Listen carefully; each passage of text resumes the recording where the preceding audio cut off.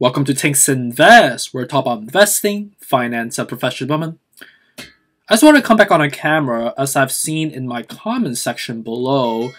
There's a lot of questions, that I want to just come back to reframe our mindset to make sure that we are all mentally and psychologically staying in the logical frame of reference and not emotionally make the wrong decisions that you'll subsequently sell on a loss or sell because of a panic, but rather than actually applying logics into your methodology, right? So remember that fundamentally, when the price of the respective assets that you have proposed to yourself to hold long term goes down, right? The risk management level also simultaneously go down together. There's a direct correlation effect to that, right?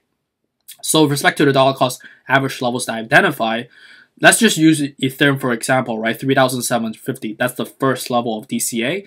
Second level is 3,450 to DCA, which is the attractive level, and then 3,150, which is the steal level that I identified within the current technical frame of reference, right? So the way the dollar cost average is to allocate your cash reserve, which I typically have 30%.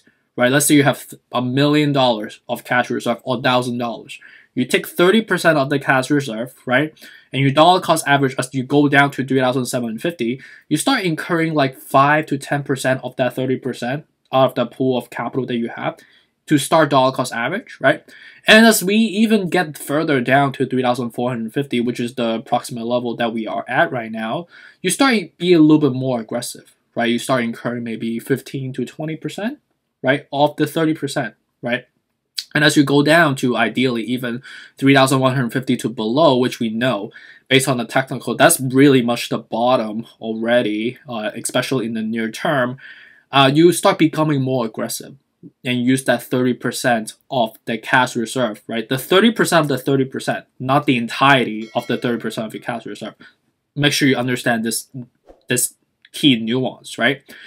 And to do that is to allow yourself to have enough chips, enough, cash reserve to protect yourself, right? So you have levers and wiggle rooms to, risk mitigate, right? In case that's like some sort of a black swan event that will tank the market, right?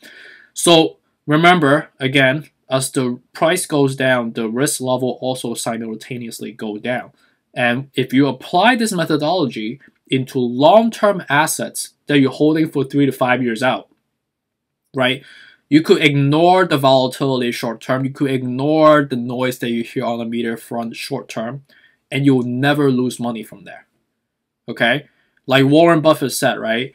Patience is going to outwin the market, always. If you believe in this long-term value proposition of the assets, it could be either crypto or equity, which is stocks that you buy in, right?